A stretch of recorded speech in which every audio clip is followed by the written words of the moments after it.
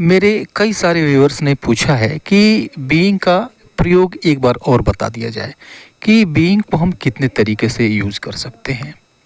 तो यह वीडियो ख़ास करके आप सबके लिए होने जा रहा है जिनको भी बीइंग को यूज़ करने में दिक्कत होती है या फिर परेशानी होती है। काफ़ी यूज़फुल वीडियो होने जा रहा है, इसलिए इस वीडियो में मेरे साथ अंत तक बने रहें। ठीक है, तो सबसे पहले तो हम बीइंग के बारे में जान लेते हैं कि यह बीइंग आया कहाँ से है। अब देखिए, यह जो बीइंग है यह निकला हुआ है बी से। बी से बहुत सारे वर्ब्स निकलते हैं। बी से इज एम आर निकलता है, वाज वर निकलता है, और बी से ही बीइंग निकला हुआ है जब हम इसमें आईएनजी जोड़ देते हैं। ठीक है, बी से ही बीन भी निकला हुआ है। ठीक है, तो यह तो हो गया कि बीइंग की रामकथा क्या है, ये आया कहाँ से है।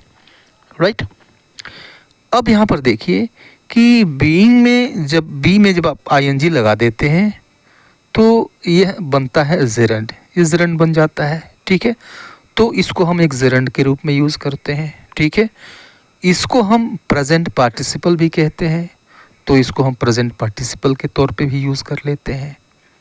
और आप देखेंगे कि जो कंटिन्यूअस टेंसेस होते हैं उसमें मेन वर्ब आईएनजी फॉर्म में होती है, तो यहाँ पर हम मेन वर्ब के रूप में भी इसको हम यूज़ कर सकते हैं। और एक और जगह होती है जहाँ पर बीइंग एक वजह बताता है, ये बताता है कि इस वजह से फला वजह से, यह वजह के बारे में बताता है जब यह फ्रेज के रूप में भी आता है। ठीक है, तो जब फ्रेज के रूप में आता है तो वजह बताता है। ये चार तरीके हो गए, इन चार तरीक़ों से हम बीइंग का इस्तेमाल कर सकते हैं। ठीक है, तो आइए हम डिटेल में इन सभी चीज़ों को जानते हैं स्टेप बाय स्टेप। ठीक है, तो पहली चीज़ लेते हैं हम बीइंग को एज अ जेरंड। आप जानते हैं जब बी में आईएनजी जोड़ देते हैं तो ये जेरंड बन जाता है।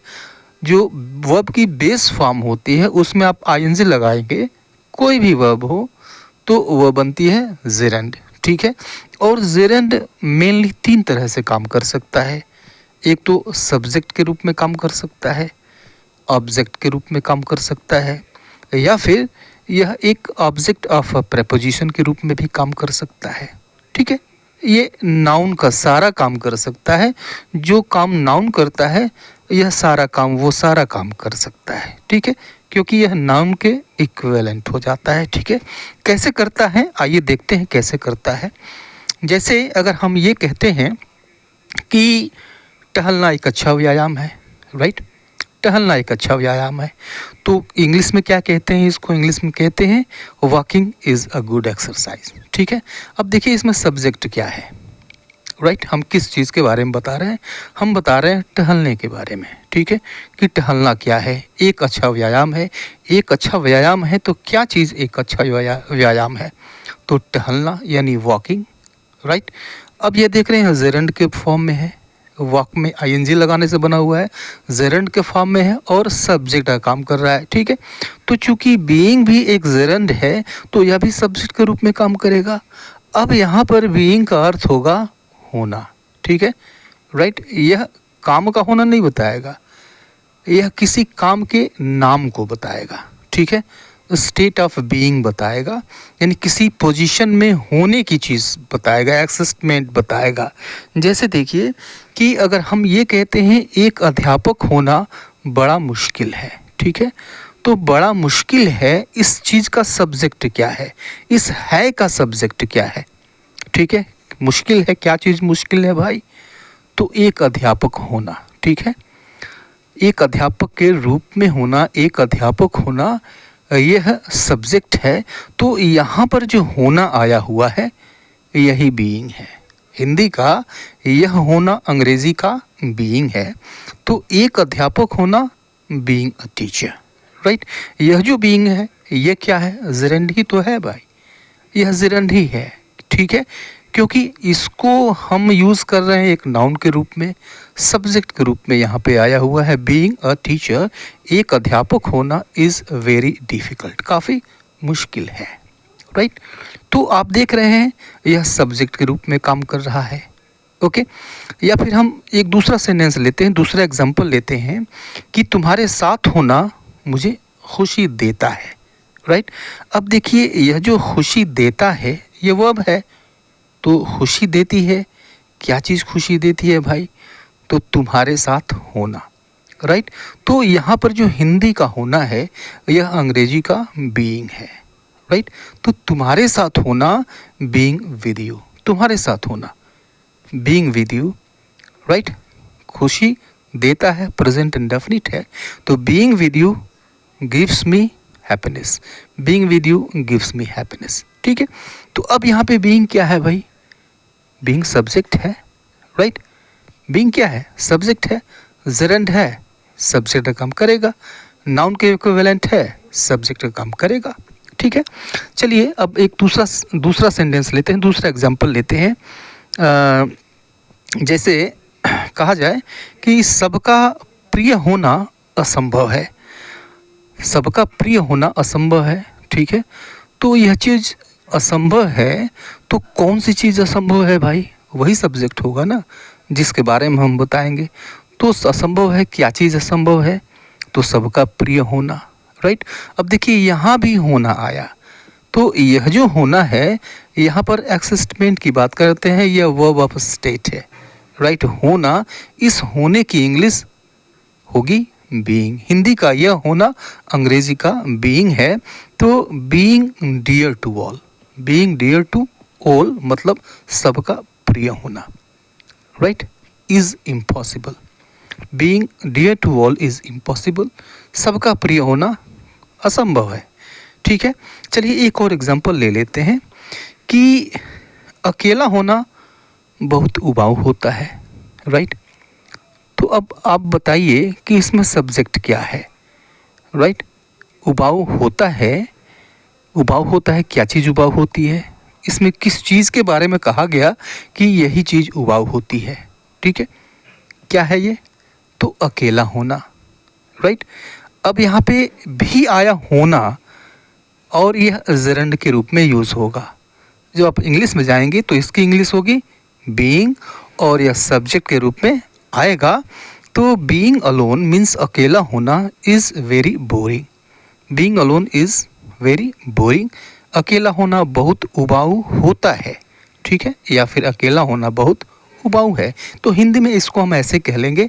तो आप अंग्रेजी का भाव समझिए, अंग्रेजी का सेंस समझिए, ठीक है, ज़्यादा बेहतर होगा। तो इन सभी एग्जाम्पल्स में आपने क्या देखा कि इन सभी एग्जाम्पल्स में हमने जो यह बीइंग है यानी इसको हमने यूज़ किया एक जेरंड के रूप में, सब्जेक्ट के रूप में आ गया। जेरंड को हम सब्जेक्ट के रूप में यूज़ कर सकते हैं, जैसा कि मैंने फर्स्ट एग्जांपल दिया कि walking is a good exercise. जिस तरह से वॉकिंग को हम सब्जेक्ट के रूप में यूज़ कर सकते हैं, चूँकि यह जेरंड है तो हम बीइंग को भी एक सब्जेक्ट के रूप में यूज़ कर सकते हैं, ठीक है। और यह अर्थ देता है, हिंदी का अर्थ देता है होना, अंग्रेजी का यह बीइंग होता है, राइट। सब्जेक्ट के रूप में इस्तेमाल कर सकते हैं। तो फिर हम ऑब्जेक्ट रूप में भी इस्तेमाल कर सकते हैं, क्योंकि यह नाउन के इक्विवेलेंट है और नाउन ऑब्जेक्ट का भी काम करता है, ठीक है, ओके। तो अब जिन जिन वर्ब्स के साथ हम जेरंड का यूज़ करते हैं ऑब्जेक्ट के रूप में, कुछ चुनिंदा वर्ब्स हैं, इनकी एक पूरी लिस्ट आती है। कुछ वर्ब्स हैं आपके सामने, love, like, enjoy, hate, dislike, mind, avoid, ये कुछ ऐसे वर्ब्स हैं जिनके साथ जेरंड आता है, इनके बाद जेरंड आ जाएगा, ठीक है। तो जब जेरंड आ जाएगा तो बीइंग भी तो एक जेरंड है, तो यह भी आएगा, राइट। और इस दशा में यह हिंदी में हिंदी वाला होना होता है, ठीक है। अंग्रेजी वाला बीइंग होता है, हिंदी वाला होना होता है, ठीक है। जैसे देखिए कि मैं तुम्हारा यहाँ होने को बुरा नहीं मानता, ठीक है। तो अब कहने का मतलब है कि मैं बुरा नहीं मानता। किस बात का बुरा नहीं मानता भाई? तो तुम यहाँ पर हो, तुम यहाँ पर मौजूद हो, तुम यहाँ पर बने हुए हो, इस बात को मैं बुरा नहीं मानता। इस पूरे सेंटेंस का मतलब ये है, तो मैं तुम्हारा यहाँ होने को बुरा नहीं मानता, राइट। तो अब देखिए कि मैं बुरा नहीं मानता, वर्ब क्या है, काम क्या हो रहा है, बुरा मानने का काम हो रहा है, ठीक है। और क्या चीज़ को बुरा नहीं मानता, इस क्या से हिंदी में आपको ऑब्जेक्ट मिल जाता है। यही अंग्रेजी वाला ये ऑब्जेक्ट है, राइट। जब आप वर्ब में क्या लगाते हैं तो मिलता है क्या, ऑब्जेक्ट मिलता है। तो क्या चीज़ बुरा नहीं मानता भाई, तो तुम्हारे होने को मैं बुरा नहीं मानता। तो यह जो होना है यह बीइंग वाला होना है, ठीक है।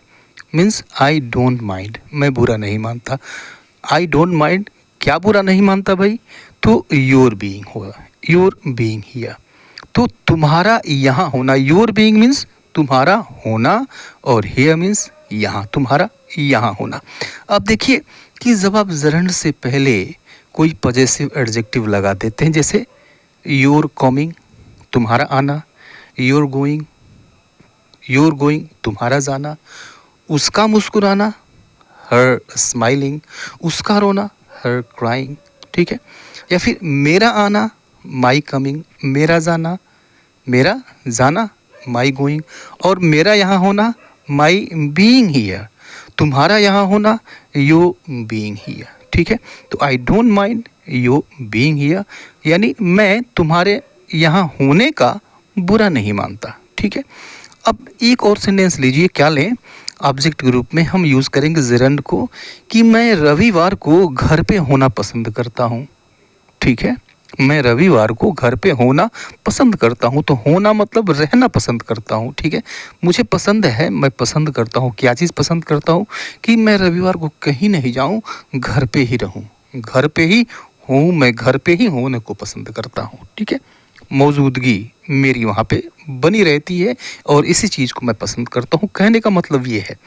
तो मैं पसंद करता हूँ, क्या चीज़ पसंद करता हूँ भाई, तो घर पे होना पसंद करता हूँ। तो घर पे होना मीन्स यह जो होना है यह बीइंग है, और घर पे होना इसको हम इंग्लिश में कैसे लिखेंगे, बीइंग एट होम, और रविवार को ऑन संडेज, ठीक है। पूरा सेंटेंस क्या हो जाएगा कि मैं पसंद करता हूँ, आई लाइक, क्या चीज़ पसंद करता हूँ, यह ऑब्जेक्ट है, क्या चीज़ है, ये ऑब्जेक्ट है। तो आई लाइक मैं पसंद करता हूँ, बीइंग एट होम, घर पे होना, ऑन संडेज रविवार को, ठीक है। एक तीसरा भी एग्जाम्पल लेते हैं ताकि चीज़ को, सेंस को आप अच्छी तरह से समझें और उसको अपने सेंटेंस में यूज़ कर सकें, कि वह बुरे लोगों की संगत में होने से बचता है, या फिर वह बुरे लोगों की संगत में होने से परहेज रखता है। तो बचता है या फिर परहेज रखता है मीन्स अवॉइड करता है, राइट। तो अवॉइड करता है, बचता है, किस चीज़ से बचता है भाई, राइट, क्या चीज़ से बचता है, तो बुरे लोगों की संगत में होने से बचता है, ठीक है। तो यहाँ पर जो होना है यह ऑब्जेक्ट है, किसका ऑब्जेक्ट है, बचने का ऑब्जेक्ट है, राइट, अवॉइड का ऑब्जेक्ट है, राइट। तो क्या हो जाएगा कि ही अवॉइड्स, वह परहेज करता है, या फिर बचता ही अवॉइड्स, और किस चीज़ से बचता है, बुरी लोगों की संगत में होने से बचता है, होने से बचता है, ठीक है। पहले लिखेंगे क्या, होने से, बीइंग, और किस चीज़ से बचता है, कहाँ पे होने से बचता है, इन bad company, he avoids being in bad company, वह बुरे संगत से बचता है, बुरे लोगों की संगत से नहीं, वह बुरी संगत से बचता है। तो he avoids being in bad company, right, being in bad, in the company of bad people, ऐसे भी कह सकते हैं, ठीक है। He avoids being in bad company ऐसे कह लीजिए, तो इसका अर्थ हो जाएगा कि वह बुरी संगत में होने से बचता है, राइट। एक और एग्जाम्पल लेते हैं, ठीक है। जैसे हमको कहना है कि वह संयुक्त परिवार में होने का आनंद लेती है, ठीक है। संयुक्त परिवार, ज्वाइंट फैमिली, ठीक है। तो वहाँ बहुत दुश्वारियाँ भी हैं और बहुत आनंद भी है, राइट। और जो ज्वाइंट फैमिली में रहते हैं उसका एक अपना एक अलग आनंद होता है, ठीक है। तो वह संयुक्त परिवार में होने का आनंद लेती है। तो आनंद लेती है भाई, तो क्या आनंद लेती है, होने का आनंद लेती है, और कहाँ होने का आनंद लेती है ये अलग बात है, राइट। तो यह जो होना है यही चीज़ ऑब्जेक्ट है, जिस चीज़ का वो आनंद लेती है वह एंजॉय का आनंद, एंजॉय का ऑब्जेक्ट है। एंजॉय मतलब होता है आनंद लेना, जिस चीज़ का वो आनंद लेती है वही उसका ऑब्जेक्ट है। तो होने का आनंद लेती है संयुक्त परिवार में, ठीक है। तो यह एक्सटेंशन है ऑब्जेक्ट का ऑब्जेक्ट होना है, और यह बीइंग का होना, या होना हिंदी का जो होना है या अंग्रेजी वाला बीइंग है, और इसी का एक्सटेंशन है क्या, संयुक्त परिवार में। ठीक है, तो शी एंजॉयज यानी वह आनंद लेती है बीइंग होने का इन अ जॉइंट फैमिली, एक संयुक्त परिवार में। ठीक है, राइट। अब देखा कितनी आसान सी चीज़ है, अगर समझ जाए तो बहुत आसान सी चीज़ है, वेरी इजी थिंग है। ठीक है, राइट। अब देखेंगे कि आप इसको प्रेपोजिशन के तौर पे भी, ऑब्जेक्ट टू ए प्रेपोजिशन के तौर पे भी इस्तेमाल हम कर सकते हैं। ऑब्जेक्ट ही होगा ये, ठीक है, लेकिन होता क्या है, तब ये प्रेपोजिशन के बाद आएगा, यह आएगा प्रेपोजिशन के बाद। ठीक है, जैसे एक वाक्य हम लेते हैं कि मेरे प्रति दयालु होने या फिर बनने के लिए धन्यवाद। मेरे प्रति दयालु होने या फिर बनने के लिए धन्यवाद, राइट। तो यहाँ पर दयालु होना या फिर दयालु बनना, राइट। तो अब अंग्रेजी में क्या कहेंगे कि thank you for being kind to me. Thank you for, thank you, तो थैंक यू धन्यवाद, किस बात के लिए भाई धन्यवाद, फॉर बीइंग, फॉर मीन्स के लिए, और बीइंग मीन्स होने या फिर बनने, बनने के लिए, काइंड टू मी मेरे प्रति दयालु, तो फॉर मीन्स के लिए, बीइंग मीन्स होने या फिर बनने, और काइंड टू मी मेरे प्रति दयालु। Thank you for being kind to me, मेरे प्रति दयालु बनने के लिए धन्यवाद। ठीक है, तो अब चूंकि यही ऑब्जेक्ट जो है यह फॉर यानी प्रेपोजिशन के बाद आ गया, तो हम कह देते हैं क्या कि यह प्रेपोजिशनल ऑब्जेक्ट है। ठीक है, या फिर यहाँ पर जो बीइंग है वो काम कर रहा है ऑब्जेक्ट टू ए प्रेपोजिशन का। ठीक है, तो यह तो चीज़ें क्लियर हो गई कि सब्जेक्ट के रूप में यूज़ कर लीजिए, ऑब्जेक्ट के रूप में यूज़ कर लीजिए एक नाउन की तरह से, और ऑब्जेक्ट टू ए प्रेपोजिशन की तरह भी यूज़ कर लीजिए, राइट। नाउन की तरह से यूज़ करते हैं चूँकि यह जरंड है, राइट। आइए हम दूसरा एस्पेक्ट देखते हैं, इसका दूसरा कॉन्सेप्ट है बीइंग का। चूँकि बीइंग है मीन्स यह प्रेजेंट पार्टिसिपल है, और आप जानते हैं कि जब हम कंटिन्यूअस टेंसेस बनाते हैं, ठीक है, तो मेन वर्ब के रूप में भी यूज़ होता है ना। जब हम किसी काम, जो काम है वह प्रोग्रेस में है, ठीक है, पहले ऐसा नहीं था लेकिन प्रेजेंट टाइम के लिए वह सही है, तो हम वर्ब की आईएनजी फॉर्म का यूज़ करते हैं। ठीक है, तो बीइंग, जो बीइंग है वह वर्ब की आईएनजी फॉर्म भी है, प्रेजेंट पार्टिसिपल भी है, तो इस रूप में इसको भी हम यूज़ कर सकते हैं। ठीक है, जैसे कि अब देखिए कि अगर मैं ये कहूँ कि she is nice to me, यानी वो मेरे प्रति अच्छी है, तो अच्छी है मतलब क्या, यह हमेशा के लिए है। ठीक है, यह उसका स्वभाव है कि वो हमेशा वह मेरे प्रति अच्छी रहती है। ठीक है, लेकिन अगर मैं ये कहूँ कि she is being nice to me, यानी वह मेरे प्रति अच्छी बन रही है, तो अब बन रही है अगर मैं ये कहता हूँ, इसका मतलब वो पहले नहीं थी। यह सत्य है सिर्फ प्रेजेंट टाइम के लिए, ऐसा वो कर रही है। ठीक है, means her character is changing, उसकी जो कैरेक्टर है वह बदल रही है, प्रेजेंट टाइम में तो ऐसा है ही है, बदल रही है। ठीक है, she is being nice to me, वह मेरे प्रति अच्छी बन रही है, हो सकता है पहले ना हो। ठीक है, राइट।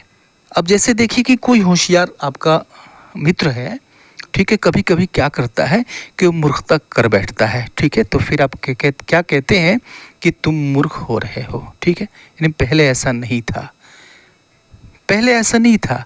ठीक है, यह बदलाव आ रहा है। ठीक है, प्रेजेंट टाइम में तुम मूर्खता कर रहे हो, it means you are being silly, you are being, तो यू आर बीइंग मीन्स तुम हो रहे हो, तो बीइंग यहाँ पर क्या अर्थ दे रहा है, हिंदी का अर्थ दे रहा है हो रहा। ठीक है, तो हो रहा यह पास्ट में भी हो सकता है, प्रेजेंट में भी हो सकता है, यू आर बीइंग सिली। ठीक है, तुम मूर्ख हो रहे हो।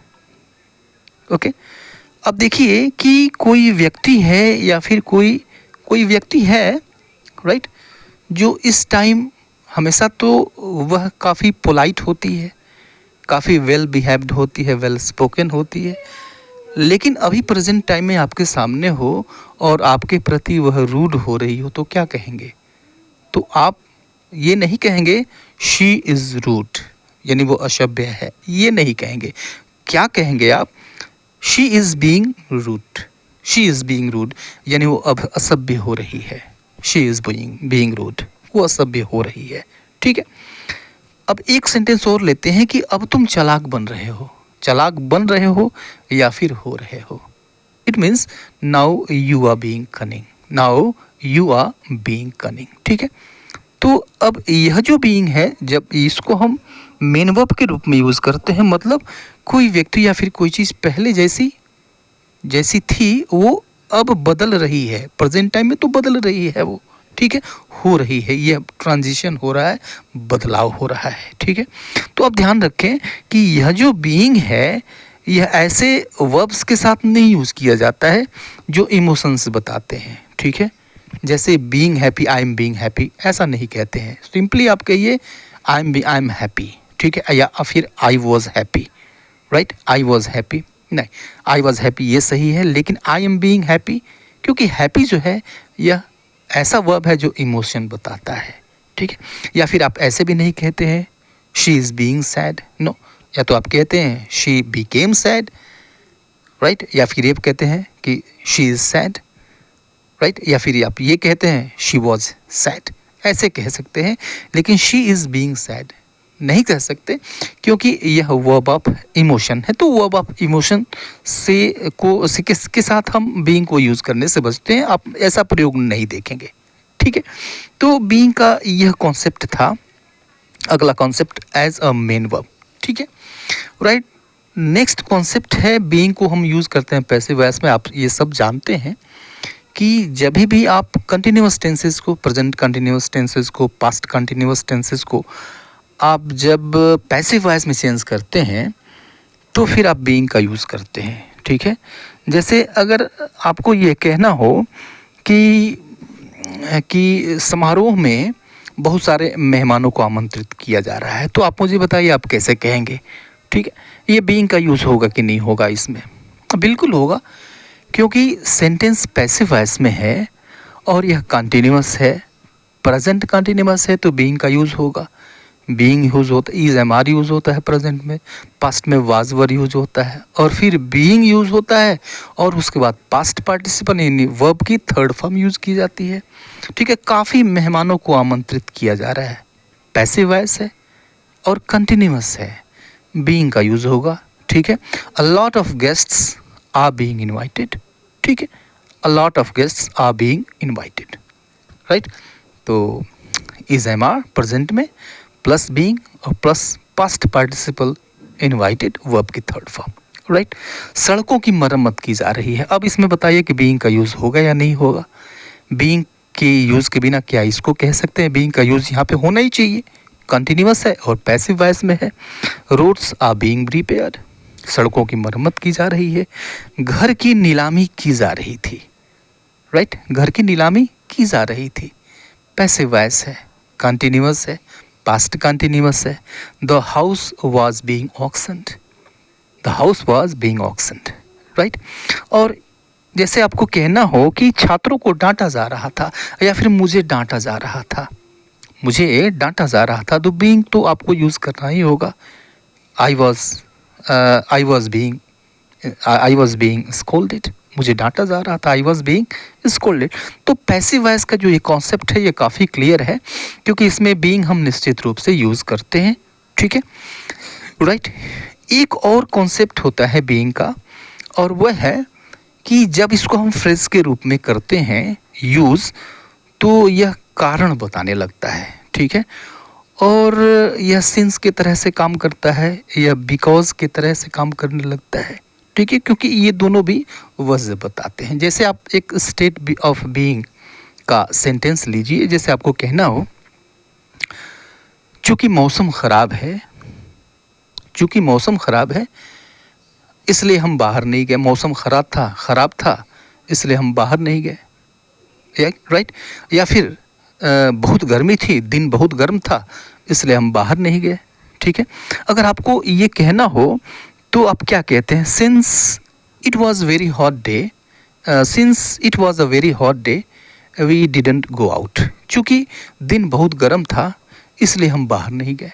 ठीक है, तो अब देखिए कि यह जो हिस्सा है, since it was a very hot day, कारण बता रहा है। तो अब देखिए इस चीज़ को हम बीइंग से रिप्लेस कैसे कर सकते हैं कि it being a very hot day, it being a very hot day. तो इसका भी मतलब क्या हुआ कि दिन बहुत गर्म होने के कारण वी डिडंट गो आउट, हम लोग बाहर नहीं गए, राइट। तो इस तरह से जो वजह बताता है उसको, उसमें आप बीइंग को इंसर्ट कर सकते हैं। और जो पूरा बीइंग वाला फ्रेज है, it being a very hot day, ये बीइंग का फ्रेज हो गया, ठीक है। यह जो पूरा फ्रेज है यह वजह बताता है, ठीक है, राइट। जैसे एक दूसरा सेंटेंस लीजिए कि because I am a teacher it's my duty. तो अब इसका अर्थ क्या हो गया कि because I am a teacher, क्योंकि मैं एक अध्यापक हूँ, इट्स माई ड्यूटी, यह मेरा कर्तव्य है, ठीक है। तो इट इज़ माई ड्यूटी, यह मेरा कर्तव्य है। क्यों यह मेरा कर्तव्य है? Because I am a teacher, क्योंकि मैं एक अध्यापक हूँ। अब देखिए यह जो वाला क्लास है because I am a teacher, इसको हम बीइंग से भी लिख सकते हैं। कैसे लिख सकते हैं? Being a teacher it's my duty. तो इसका मतलब हो गया एक अध्यापक होने के कारण या फिर एक अध्यापक होने के नाते यह मेरा कर्तव्य है, ठीक है। एक और सेंटेंस लेते हैं कि बहुत थका होने के कारण मैं कहीं नहीं गया, ठीक है। तो मैं कहीं नहीं गया, वजह क्या थी? बहुत थका हुआ था। तो being very tired, being very tired, तो बहुत थका होने के कारण, ठीक है। तो वेरी टायर्ड बहुत थका हुआ, और बीइंग मीन्स होने के कारण। आई वेंट नोवेयर, मैं कहीं नहीं गया। Being very tired, I went nowhere, ठीक है। तो ये बीइंग के 4 कॉन्सेप्ट्स थे, राइट। अच्छी तरह से आपने समझा होगा अगर मन लगाकर देखा होगा तो आज के लिए इतना ही। मिलते हैं नेक्स्ट वीडियो में, तब तक के लिए goodbye and take care.